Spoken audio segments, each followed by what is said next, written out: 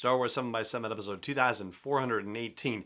On today's Mando Memo episode, we're going to consider the Armorer as regards Season 2 of The Mandalorian. Of course, the Armorer did not appear in the season, but similar to how we talked about the Client last week and about how the events of Season 2 shed some new light on the role of the Client, well, we have some things to consider in a similar regard for the Armorer.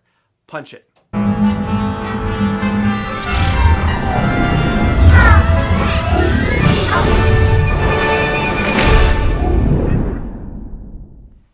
Hey Rebel Rouser, I'm Alan Voivod and this is Star Wars 7 by 7, your daily dose of Star Wars joy, and thank you so much for joining me for it. So, the Armorer, who was played by Emily Swallow and appeared in a few of the episodes in Season 1 of The Mandalorian, did not show up in Season 2, unfortunately, and so fingers crossed we'll get to see her for Season 3. I think there is some reasonableness to the idea of her showing up in Season 3, and as to why, well, we will get to that. So just as the quick refresher, in Season 1, in the final episode, Chapter 8 of The Mandalorian, we saw the Armorer for the last time, and she talked about the Mandalorians who had been killed and said it wasn't Greef Karga's fault. They knew that they were putting themselves at risk when they exposed themselves to protect the Mandalorian, Din Djarin, when he was taking the child away. And so the Empire, the Imperials, came not long after they exposed themselves, and they were the cause of all the death and destruction with the Mandalorians. The Armorer herself, though, doesn't know whether anyone survived, or at least that's what she's telling the Mandalorian. I don't see any reason why she would be hiding the truth from him for whatever reason, but she says that she hopes that some Mandalorians survived and that they may have escaped off-world, but yeah, we have no idea. So I would say it's probably likely that a few survived, but yeah, that's another thing that will have to be revealed in Season 3. As for the Armorer herself, she is not going to leave until she's salvaged everything that's there to salvage, and she proves her point by taking on a bunch of Imperial stormtroopers prior to the end of the episode. Like, the last thing that we see of her is her just laying waste to these guys and then posing dramatically, and that's it.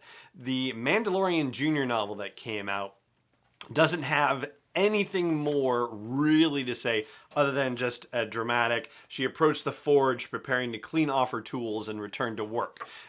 That's it. So she had her dramatic moment and then went back to work. And by the time we return to Nevarro in Chapter 12, The Siege, that work has been completed. She is gone. The Mandalorian symbol that used to hang over the entryway to where she had all of her equipment is gone. So, yeah, no evidence of Mandalorian situations there at all, and a bunch of Aqualash have taken over that space and are using it as their hideout as they rob people and divide the spoils amongst themselves and try to eat ferrets or space ferrets of some kind until Cara Dune shows up and takes them all out and grabs all the loot and says we got to return it to their rightful owners, to the space ferret.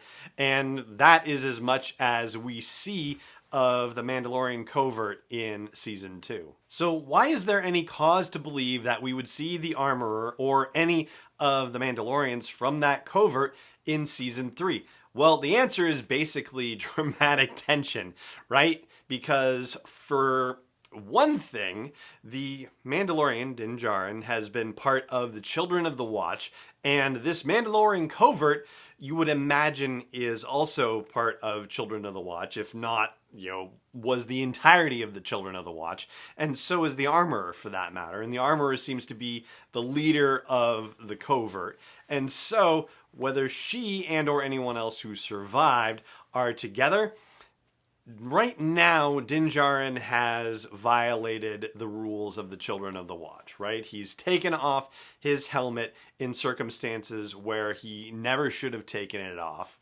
Other people have seen his face. I know this is one particular aspect of the Children of the Watch, and I'm sure there are many more rules.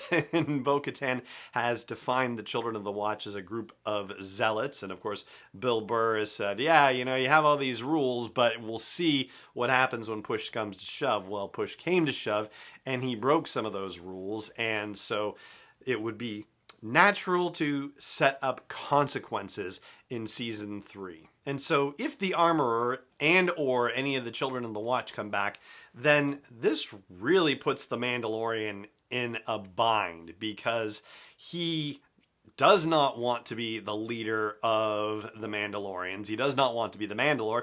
He's trying to hand over the Darksaber to Bo-Katan and saying, here, I yield, you take it. Yeah. And Bo-Katan won't take it. The only way that she will take it is by defeating the Mandalorian in combat.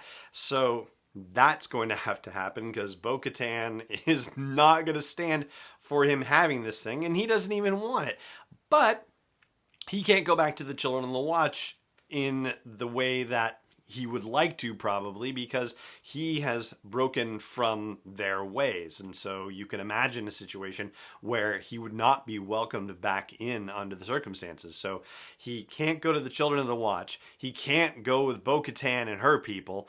So what does he do? And it's also worth pointing out that the Mandalorian abandoned his search for other Mandalorians once he found other Mandalorians in the person of Bo-Katan and her crew.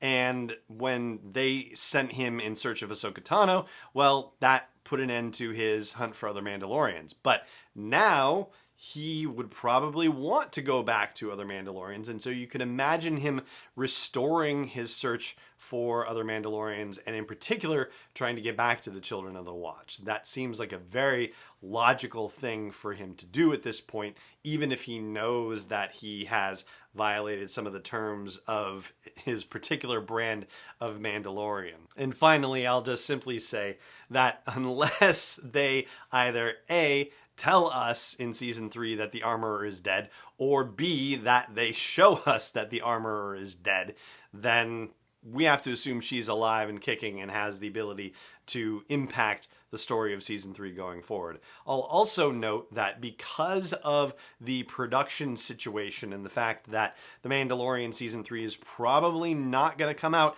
in 2021, it's probably going to come out in 2022, that means that we are going to have some Mandalorian fiction coming at us before the debut of season 3, which means that we have the opportunity to have stories involving the Armorer potentially. That's not to say that we know for sure the Armorer will show up in, say, Adam Christopher's novel, for example, but the possibility exists. I suppose it would have been a lot simpler if we had seen the Armorer fall down some, giant shaft from a great height or something at the end of season 1, because that way we would know for sure that she's coming back, because that happened with Darth Maul, that happened with Emperor Palpatine. So apparently you fall from a great height and you're bound to survive one way or the other.